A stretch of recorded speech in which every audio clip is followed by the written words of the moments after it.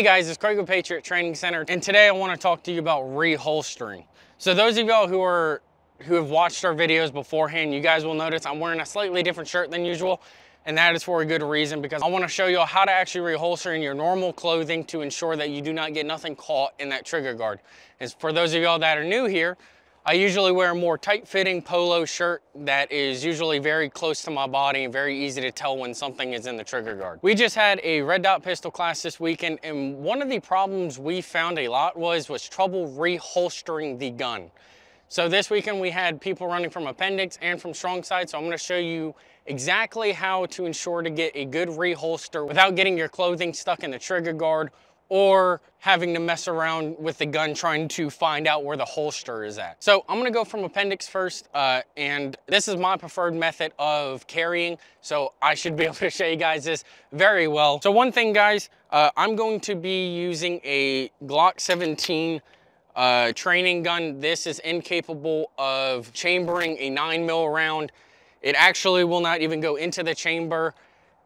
So this is completely safe, completely inert, and the barrel is actually tapered to ensure that a 9mm couldn't even be fired out of this gun, even if it were to chamber by some random freak accident. This is what I'm going to be using to show you guys how to reholster. So starting from appendix, whenever you're drawing out and you get done with course fire, so bang, bang, bang, and then here at Patriot Training Center, we tell you to finger straight, ensuring that that finger is in a registered position, clear a path, and reholster.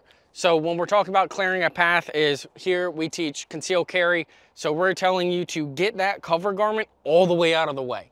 Getting it all the way out so then you can actually look down into your holster. This is the most important part because this is what's going to keep anything from getting inside of that holster and get anything into the trigger and have an accident and press a trigger. Another thing here is, if you're from appendix, you'll notice how I was straight up and down with the gun. And then when I was going back to reholster, I actually flattened out the gun quite a bit to ensure that when I'm coming down, I can keep it pointed straight down, coming straight toward my body, and then angling it outwards. You'll also notice that I'm actually leaning back a little bit to poke out my hips out away from my body. So what we're gonna do is slowly, reluctantly looking into the holster, still not pointing it at myself. It is still about 1 foot, 2 feet out in front of me. We're gonna slowly, reluctantly look it into the holster and reholster. You'll notice during any of that, I didn't do any of this, messing around with the gun, trying to use the gun to figure out where my holster is at.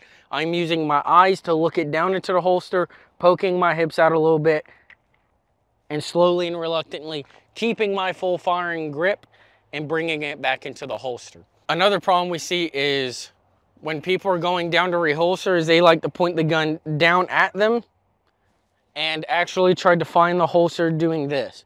This is bad. This is no bueno. This is not what we want. Because let's say if my finger happened to be on the trigger, it would put a round straight through my stomach,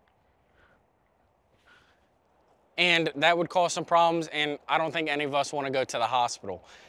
So being extremely careful about keeping that gun straight out in front of you and then bringing it straight down, keeping that muzzle pointed away, and then barely turning it in, still keeping the muzzle away from you and keeping that full firing grip going all the way down. That's what's going to keep you safe when reholstering, and you won't shoot yourself with it. So let's say, for an example, I didn't clear my cover garment all the way out of the way and my shirt is now stuck inside of it. If I went down, first off, if I'm looking at it, I can see, oh crap, I probably should remove that. I would go ahead and redo it.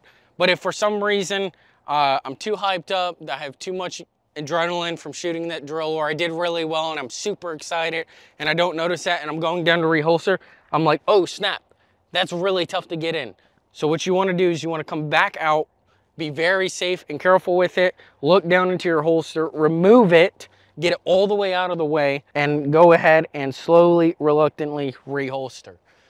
So from the appendix position, keeping it pointed way out in front of you, keeping that muzzle straight down range, and having it still angled out and having your hips pointed out to keep that muzzle away from your body in any way, shape, or form, especially for us guys, is super important. So now I'm gonna show you what it looks like on the strong side, and I'll show you exactly how to go about that same process. It's almost the same, but there are a few differences. So guys, from the strong side, it is almost the exact same when reholstering, except there are a few differences in the way you're orienting the gun to keep it downrange and away from your body. So I'll show you guys what it looks like from here.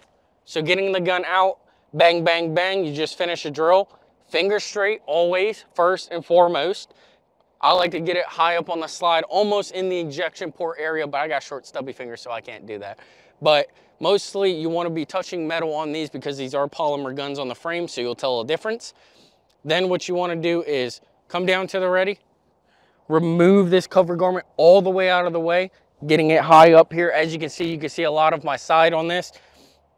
And I like to poke my hips out way out of the way for the same reason we did in appendix. So then that muzzle is always pointed away from us, coming straight back, almost to count 2 of the draw stroke, and slowly, reluctantly looking it into the holster until it clicks. And then you are done with the reholstering process on the strong side. Again, the same thing with the way the appendix works.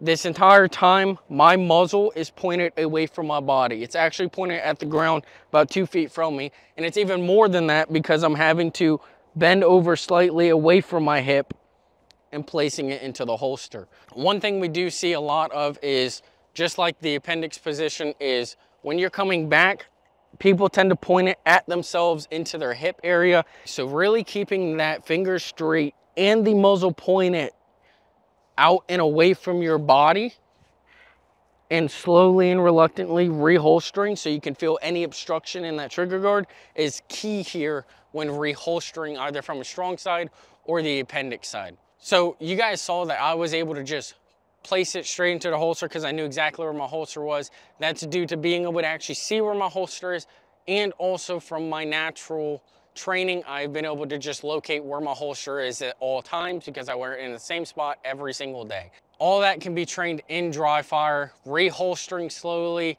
getting your draw stroke in, and learning all these key points and finding out where you want to carry on your body. So we have a 30-day dry fire program down in the description below. Go check out that link and we will catch you guys in the next one.